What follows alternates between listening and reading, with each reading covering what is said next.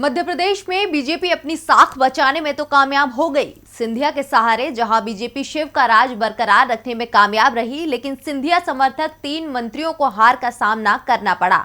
अब 3 मंत्रियों की यही हार बीजेपी के गले की फांस बन गई है। अब सिंधिया की जिद बीजेपी के लिए सरदर्द बन गई है। क्या है सिंधिया की डिमांड और बीजेपी क्यों है परेशान, दिखाते हैं आपको।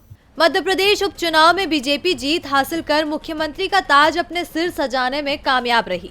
इसमें कहीं न कहीं सबसे अहम भूमिका कांग्रेस से बीजेपी में एंट्री लेने वाले ज्योतिरादित्य सिंधिया की रही है।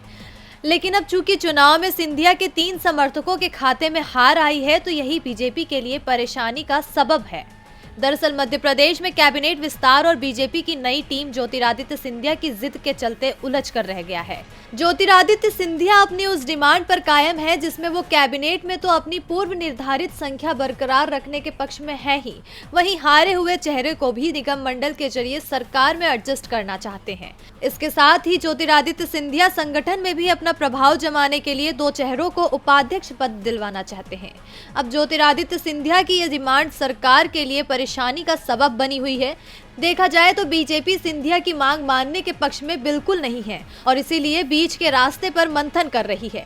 कैबिनेट में हिस्सेदारी से जुड़ी ज्योतिरादित्य सिंधिया की मांग को बीजेपी ने सिरे से खारिज कर दिया है। दरअसल इस वक्त कैबिनेट में 6 पद खाली हैं, जिसमें 2 पहले से ही सिंधिया खेमे के गोविंद सिंह और तुलसी सिलावट के लिए रिजर्व हैं। बचे 4 चेहरों में बीजेपी को अपने उन नेताओं को एडजस्ट करना है जो पिछली बार कैबिनेट का हिस्सा नहीं बन पाए थे, और अगर अब सिंधिया खेमे के किसी नेता को कैबिनेट में जगह दी गई तो बीजेपी के कई दिग्गज इस रेस से बाहर हो सकते हैं।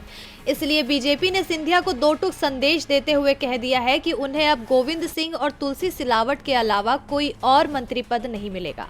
लेकिन सिंधिया का दबाव बीजेपी को परेशान कर रहा है, लेकिन वो झुकने को तैयार नहीं है। अब ऐसे में पार्टी का ये रवैया सिंधिया और बीजेपी के बीच दूरी बना सकता है। टीवी लाइव की रिपोर्ट।